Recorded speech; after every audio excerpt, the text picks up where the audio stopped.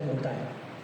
दीनदयाल जी को पढ़ते हुए महसूस हुआ कि उनकी दृष्टि पत्रकार की थी और लेखनी साहित्यकार की। व्यक्ति राजनेता थे, लेकिन पत्रकार की संयोजित और संकल्पित दृष्टि को उन्होंने साहित्यिक रूप में सबके सामने उजागर किया।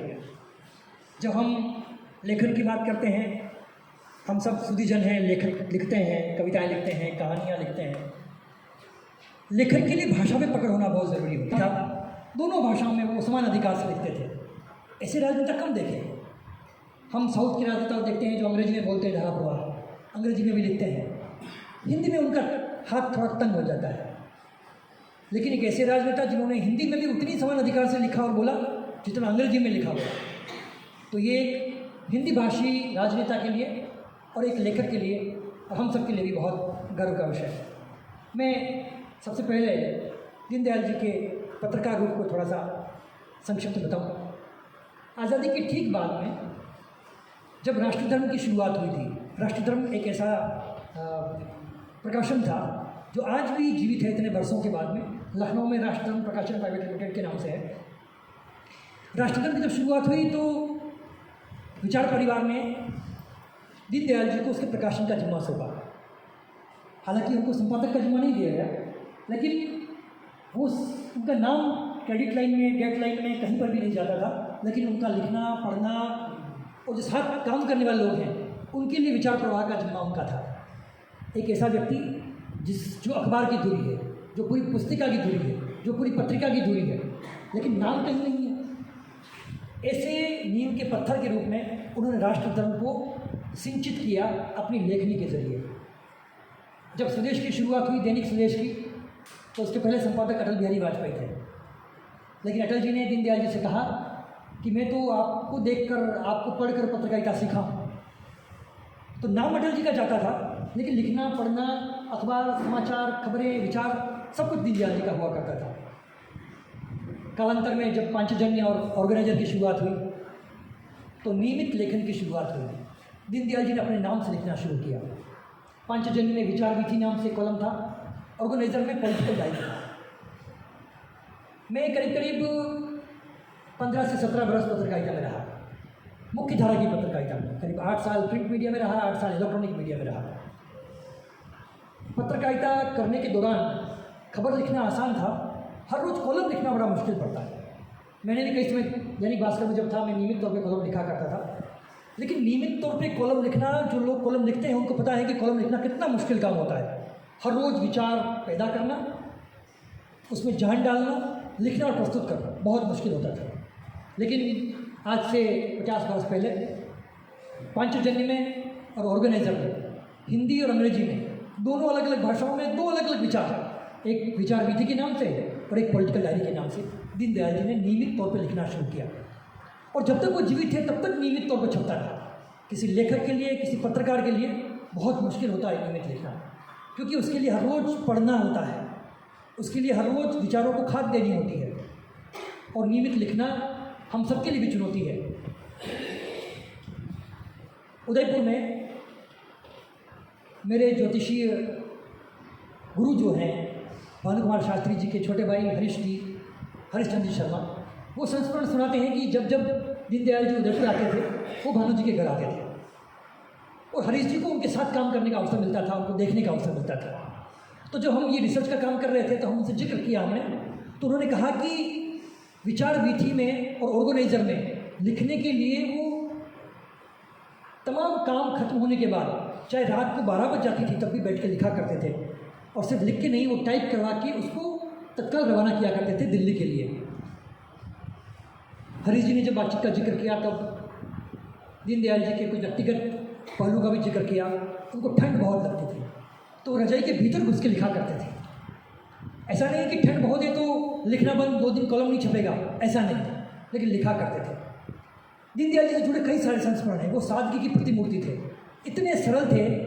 वो रेलवे के जनरल क्लास में सफ़र करते थे। और अभी हम जब भीतर प्रवेश कर रहे थे सभागार में, तब बालकृष्ण जी भाई साहब ने बाहर मुझे दीनदयाल जी का एक किस्सा सुनाया। मुझे लगता है कि इस पूरे सभागार में दीनदयाल जी से रूबरू मिलने का या उनको देखने का अवसर बालकृष्ण जी को मिला। बालकृष्ण भाई साहब ने एक किस्सा सुनाया कि जब वो जावद में आए थे नानाजी देशमुख के साथ में किसी कार्यक्रम में, तो उनकी धोती में 5-6 जगह गांठें लगी हुई थी। तो उन्होंने नज़दीक जाके देखा और पूछा गांठें क्यों लगी हुई है, क्या कोई डिज़ाइन बनी हुई है? तो उनका वो फटी हुई धोती थी, उसको उन्होंने सिलने की बजाय उस पर गांठें लगा दी। वो बड़ी सभा को संबोधित करने आए थे। तो इतनी सरलता, इतनी सादगी की विचारों का प्रवाह मजबूत होना चाहिए, वस्त्रों में कुछ नहीं रखा है। इसलिए हम इतने बरस बाद भी दीनदयाल जी को उनके विचारों के लिए याद कर रहे हैं। मैं बालकृष्ण भाई साहब को भी साधुवाद देता हूँ, उनका अभिनंदन करता हूँ कि उन्होंने आपको दीनदयाल जी को नज़दीक से देखा, उनसे बातचीत करने का सौभाग्य प्राप्त हुआ। मैं हमारे गुरु जी हरीश जी का भी धन्यवाद करता हूँ, साधुवाद देता हूँ कि उनको इतना नज़दीक से रहने का अवसर मिला। जब वो लिखते हैं, साहित्य सृजन करते हैं, चाहे पत्रकारिता की खबर लिखते हैं, मैंने भाषा सौंदर्य की बात की, लेकिन भाषा सौंदर्य के साथ एक बहुत महत्वपूर्ण बात होती है भाषा की मर्यादा की। हम जब पत्रकारिता करते हैं और खबरें लिखते हैं तो कई बार हम पूर्वाग्रहों से ग्रसित होकर किसी व्यक्ति विशेष के प्रति उन भावों का उद्वेग भी निकाल देते हैं जो अप टू द मार्क नहीं होता है, वो भाषा के सौंदर्य के में नहीं आता है, भाषा की मर्यादा में नहीं आता है।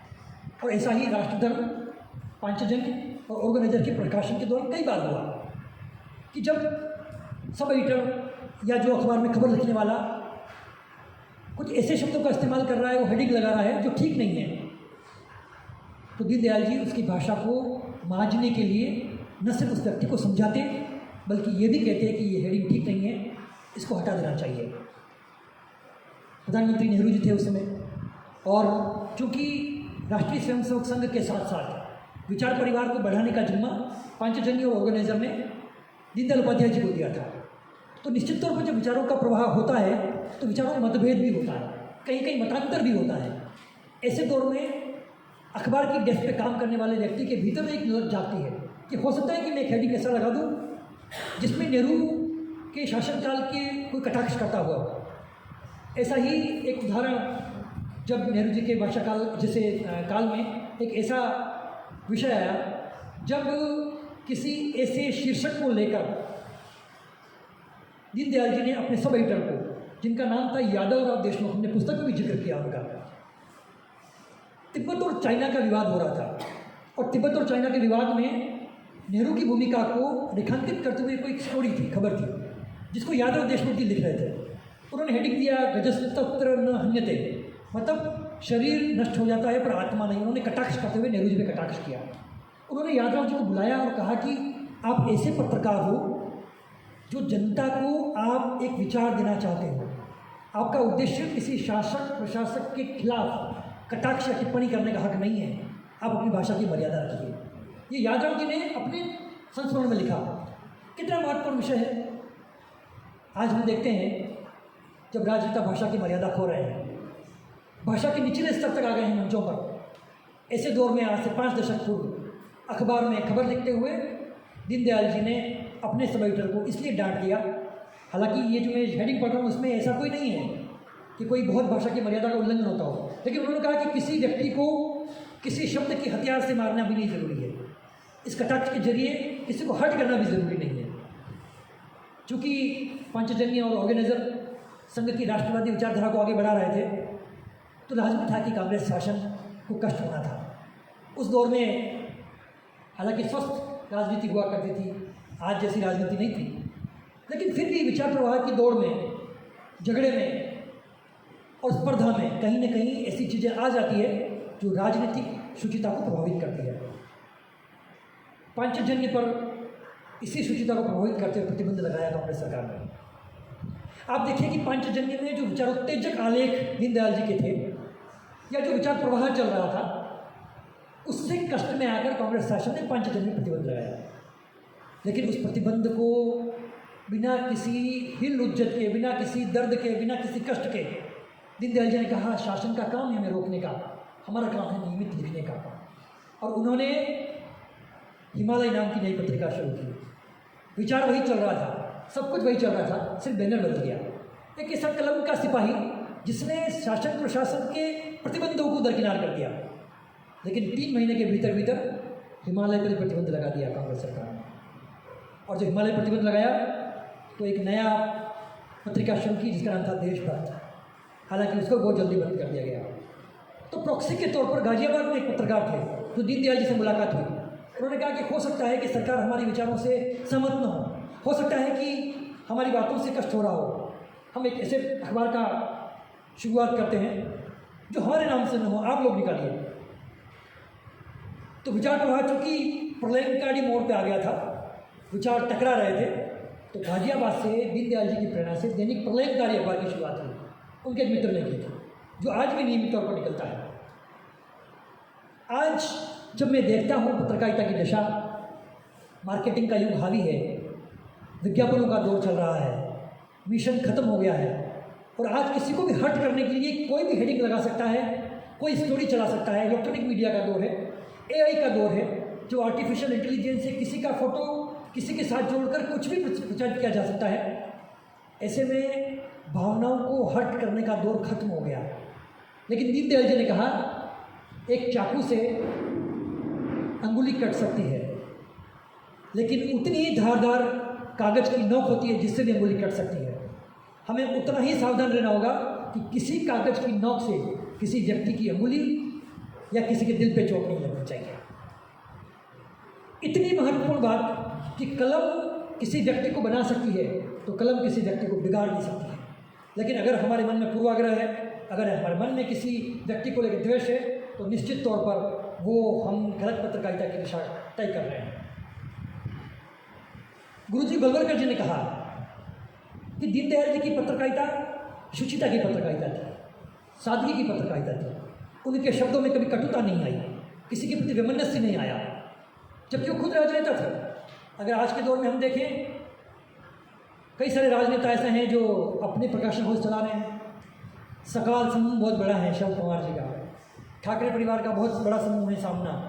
हम देखते हैं इसमें सिर्फ राजनीतिक एजेंडा है, राजनीतिक प्रचार प्रसार है। लेकिन आप देखिए कि पांचजन्य और ऑर्गेनाइजर और स्वदेश के प्रकाशन के दौरान निश्चित तौर पर दिख रहा था कि राष्ट्रीय स्वयंसेवक संघ की विचारधारा को आगे बढ़ाया जा रहा है। लेकिन कहीं पर भी किसी भी दृष्टि से उन्होंने अपने प्रतिपक्षियों पर ऐसी कोई टिप्पणी नहीं की जो राजनीतिक शुचिता को खतरे में डालता है। मैं दीनदयाल जी के ऐसे पत्रकार से को नमन करता हूँ और ये ऐसा सोचता हूँ कि आज के पत्रकारिता के दौर में हमको सीखना, समझना और अंगीकार करना, आत्मसात करने की ज़रूरत है। खबरों में सिर्फ खबरें नहीं हुआ करती थी, कार्टून भी हुआ करते थे। आज के अखबारों में जो कार्टून छपते हैं, कई बार कार्टून छपते तो विवाद हो जाते हैं। ऐसे ऐसे कार्टून होते हैं जिनको लेकर लोग उद्वेलित हो जाते हैं। स्वदेश में कार्टून छपा करता था रोजाना, और एक दौर की बात है 1968 में, जब हरियाणा, बंगाल और पंजाब में गैर कांग्रेसी शासन की सरकारें गिर गई थी, 3 राज्यों में एक साथ 3 दिन के भीतर। उस समय स्वदेश में गृह मंत्री चौहान के लिए व्यंग्य चित्र छपने वाला था, तैयारी थी। कार्टूनिस्ट ने एक व्यंग्य चित्र बनाया, गृह मंत्री को एक बेल को काटते हुए दिखाया गया। बेल लोकतंत्र का प्रतीक दिखाया गया था, और ये दिखाया गया कि इन्होंने, कांग्रेस ने षड्यंत्रपूर्वक 3 राज्यों में गैर कांग्रेस शासन की सरकार को गिरा दिया। जब छपने के लिए आया तो दीनदयाल जी ने देखा उस कार्टून को, और वो जो कार्टूनिस्ट था उसको डांटते हुए कहा कि ये आप बेल को काटते हुए लोकतंत्र के प्रतीक रूप को दिखा रहे हो। क्या आपको पता है कि इस आभास से हम गोहत्या का मैसेज दे रहे हैं?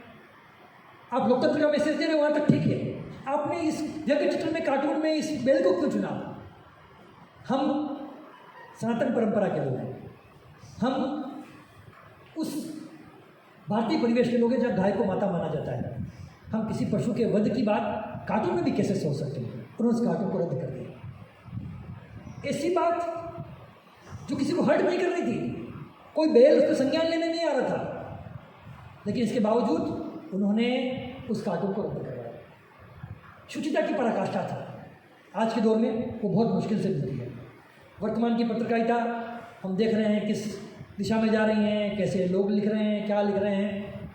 ऐसे दौर में दीनदयाल जी की पत्रकारिता हम सब लोगों के लिए बहुत प्रेरणा के लिए, हम लोगों के लिए, ऊर्जा के लिए एक सोर्स हो सकती है। उन्होंने पत्रकार रूप को आगे बढ़ाते बढ़ाते भीतर के कवि और भीतर के लेखक को भी जिंदा रखा। मैं मूलतः पत्रकार रहा, लेकिन मैं मूलतः कवि भी हूँ। मुझे लगता है कि हर पत्रकार एक लेखक होता है, और हर लेखक के भीतर एक पत्रकार छिपा होता है। क्योंकि हम जब लिखते हुए कहानी लिखते हैं कविता लिखते हैं तो जनता के बीच की जुड़ी हुई समस्याओं को भी उजागर करते हैं, हमारे आसपास के परिवेश में घट रही चीज़ों को भी लिखते हैं, तो निश्चित तौर पे लेखक के भीतर एक पत्रकार और पत्रकार के भीतर एक लेखक होता है। बहुत महीन सी रेखा है, लेकिन बड़ी विडंबना का विषय है। हम सब कलमकार हैं, हम सब मसीहजीवी हैं, लेकिन हम कितना पढ़ते हैं? क्योंकि हमने जब पढ़ना शुरू किया, लिखना शुरू किया, तो हमारे गुरु लोग कहा करते थे कि 10 पन्ने पढ़ोगे तो 1 पन्ना लिख पाओगे, और 10 पन्ने लिख लोगे तो 1 पन्ना बोल पाओगे। लिखना, पढ़ना, बोलना, ये कम्युनिकेशन के मूल सिद्धांतों में जो मैं विश्वविद्यालय में पढ़ाता हूँ। लेकिन आज के दौर में पढ़ना खो गया है। कुछ लोगों के अंगूठे मोबाइल पर चलते रहते हैं, किताबें खो गई हैं। यहाँ लाइब्रेरी में हज़ारों किताबें पड़ी हैं, कितने लोग आते हैं पढ़ते हैं? मैं ये जिक्र इसलिए कर रहा हूँ, हर लेखक को पढ़ना बहुत ज़रूरी है। और दीनदयाल जी ने अपने जीवन का सबसे महत्वपूर्ण ध्येय बनाया पढ़ना। हंसी की बात नहीं है, लेकिन उनको शौच जाने में बहुत समय लगता था। वो शौचालय में किताब लेके जाते थे। उन्होंने कहा कि इतना समय मैं क्यों वेस्ट करूँ? वो ट्रेन में जनरल क्लास में यात्रा करते थे। उन्होंने कहा कि जनरल क्लास में यात्रा करते हुए मैं आम आदमी के बीच में रहूँगा, और धीमी गति की ट्रेन में यात्रा करते थे ताकि मैं देर तक पहुँचूँ और देर तक पढ़ता रहूँ। जल्दी पहुँचूँगा तो पढ़ नहीं पाऊँगा। जब पंचवर्षीय योजना की आर्थिक नीति पर चर्चा हो रही थी, गुरुजी गोलवलकर जी ने पूछा कि दीनदयाल जी, आप इस पर एक मसूदा तैयार कर रहे हैं, लिख रहे हैं, लेकिन आपको अर्थशास्त्र नहीं है, ये कहाँ से शुरू किया?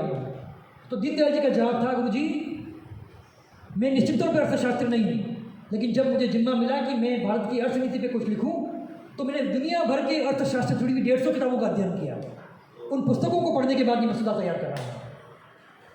ये एक राजनेता के लिए, एक लेखक के लिए, एक पत्रकार के लिए सबसे महत्वपूर्ण विषय तब होता है जब वो पढ़ना शुरू करता है, जब वो अपने दिमाग को खाद देना शुरू करता है।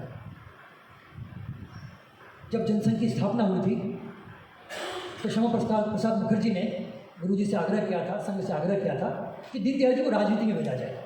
संघ में से व्यवस्था है कि भाई स्वयंसेवकों को राजनीति में लाया जाता है। दीनदयाल जी आए, राजनीति में आए, लेकिन मैं व्यक्तिगत दृष्टि से देखता हूँ कि दीनदयाल जी राजनीति में फिट नहीं थे, क्योंकि वो मूलतः एक ऐसे दरियादिल, ऐसे दयालु, ऐसे करुणापूर्ण, ऐसे लेखक, कवि, साहित्यकार थे जो राजनीति में नहीं चल सकता। हालांकि वो एक राजनेता थे, हम राजनीतिक तौर पर देखते हैं, लेकिन उनके भीतर, उनकी कलम में वो तमाम चीज़ें आती हैं जो आज की राजनीति को आईना दिखाती हैं। कांग्रेस के बड़े नेता हुए हैं संपूर्णानंद जी, डॉक्टर संपूर्णानंद जी को हमने पढ़ा, देखा। वो काशी विद्यापीठ के वाइस चांसलर भी थे। जब दीनदयाल जी ने बहुत सारा लिखा तो उनको 3 खंडों में इकट्ठा करने का काम संपूर्णानंद जी ने किया। वो हमारे बीच में इकट्ठा करके रखा, और आज भी सब जगह दीनदयाल उपाध्याय जी के लिखे हुए आलेख, उनकी रचनाएं संपूर्णानंद जी द्वारा संपादित हुए 3 खंडों में हमारे लिए उपलब्ध है। एकात्म मानव दर्शन को हमने दुनिया भर में पढ़ा, देखा, सुना कि पंडित दीनदयाल उपाध्याय एक ऐसे राजनेता थे देश के जिन्होंने एकात्म मानव दर्शन का प्रतिपादन किया। एकात्म मानव दर्शन सिर्फ राजनीति के लिए नहीं था, वो एक मीडिया में शुभ दृष्टि देखते थे। मीडिया में मानवता के कल्याण के लिए, मानवता की शुद्धता के लिए देखते थे। आज जब धन, विज्ञापन, मार्केटिंग की दौड़ में खबरों में छपी हुई सूचनाएं हम सब लोगों को चिंता में डाल देती हैं। क्या खबर छपनी चाहिए और कितनी खबर छपनी चाहिए, उसका तय मार्केटिंग के लोग तय करते हैं। ऐसे दौर में जब खबरों का प्लेसमेंट विज्ञापन के आकार से तय होता है, ऐसे दौर में आज दीनदयाल जी की पत्रकारिता बहुत प्रासंगिक हो गई है। चूँकि साहित्य के योगदान की चर्चा कर रहे हैं दीनदयाल जी उपाध्याय की, तो मैं उनके उपन्यासकार रूप को दिखाना चाहता हूँ। पंडित दीनदयाल उपाध्याय बच्चों के लिए चिंतित थे, युवा पीढ़ी के लिए चिंतित थे, उस जैन जी के लिए चिंतित थे जिसकी दुनिया भर में चर्चा हो रही है। उन्होंने सम्राट चंद्रगुप्त नाम से उपन्यास लिखा, जिसमें बच्चों और किशोरों के लिए एक बड़ा संदेश दिया है। चाणक्य और चंद्रगुप्त दोनों के गुरु शिष्य के रिश्ते को इस रूप में दिखाया गया कि नई पीढ़ी किस दिशा में जा रही है, नई पीढ़ी क्या करना चाहती है। बहुत सरस उपन्यास है, आप पढ़िएगा, कहीं नहीं लगेगा किसी राजनेता ने लिखा है। मैंने कई राजनेताओं से देखा है, कई राजनेताओं से मिला हूँ, लेकिन मैंने कभी ऐसा नहीं सुना कि कोई राजनेता राजनीति करते हुए उपन्यास लिख रहा है। बहुत आश्चर्य का विषय है। जगत गुरु शंकराचार्य नाम से दीनदयाल जी की पुस्तक, जिनमें शंकराचार्य जी की जीवनी लिखी। हम सब जानते हैं कि शंकराचार्य जी कालजयी व्यक्तित्व थे। बहुत कम उम्र में उन्होंने 4 मठों की स्थापना की और पूरे हिंदू समाज को जोड़ने का काम किया।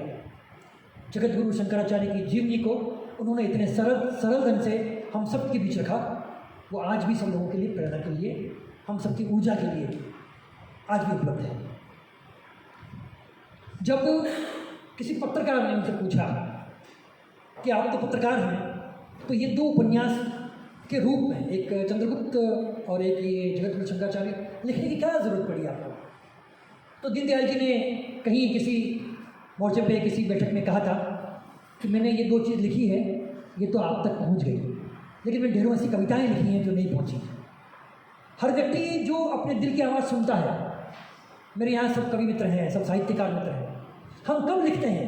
जब भीतर की करुणा कागज़ पे उमड़ती है, जब हम ये देखते हैं कि हमारे भीतर का एक ऐसा कवि मन जाग रहा है जो आसपास के विचारों से, आसपास की स्थितियों से मुखर होकर कुछ कहना चाह रहा है, तब कविता की पंक्तियाँ कागज़ पर उकेरती हैं।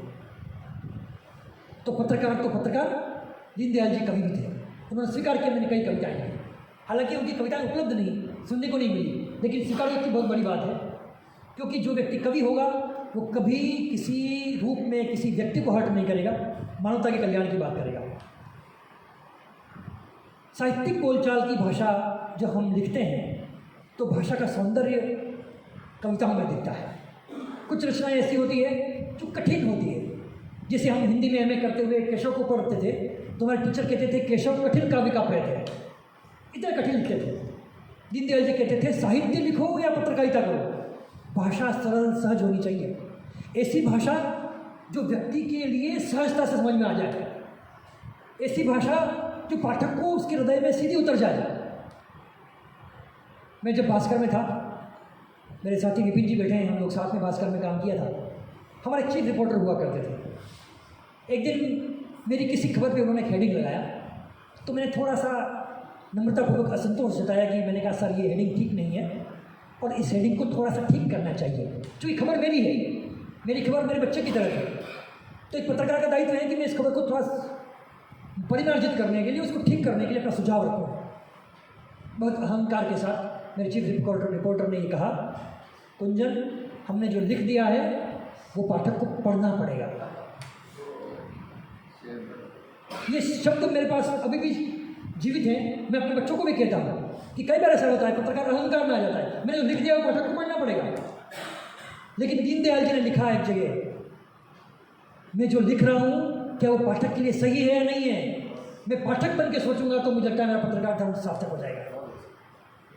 दीनदयाल जी ने कहा जब जब भी हेडिंग लगाओ, जब जब खबर लिखो, अपने पाठक को केंद्र में रखो, अपने पाठक को ध्यान में रखो। अखंड भारत का सपना देखते हुए जब वो भारतीय अर्थनीति की चर्चा कर रहे थे, जब उनकी अंग्रेजी पुस्तक थी the 2 plans promises performance prospectus, उसमें भी इतना ही लिखा उन्होंने कि भाषा की शुद्धता, भाषा की शुचिता और भाषा की शैली हमारे पाठकों के लिए उपयुक्त होनी बहुत ज़रूरी है। हम लोग आज हिंदी शैली हैं, ऐसा नहीं कि कोई अंग्रेजी नहीं जानता है, हम सब लोग अंग्रेजी जानते हैं, पढ़ते हैं, लेकिन भाषाई दृष्टि से हम जब काम करना शुरू करते हैं तो खुद के भीतर भी झांक के देखिएगा, कभी कभी हम हिंदी में बोलते बोलते अंग्रेजी के शब्दों को भी ले आते हैं, लिखते समय भी ले आते हैं। और आज की जो जेन जी है वो तो भाषा के बहुत संकट के दौर से गुजर रही है, वो हिंदी और इंग्लिश के अलावा इंग्लिश में घुस गई है। KKRH क्या कर रहे हो, KPH कहाँ पे हो। हम तो कलमकार हैं, हम मसीजीवी हैं, हम ऐसी भाषा पाठकों तक नहीं पहुंचाना चाहते जो उनको समझ में नहीं आ रही। मुझे कभी कभी लगता है कि जब मुझे हिंदी में बोलना है तो मैं शुद्ध हिंदी बोलूँ, मुझे जब अंग्रेजी में बोलना है तो मैं सिर्फ अंग्रेजी में बोलूँ।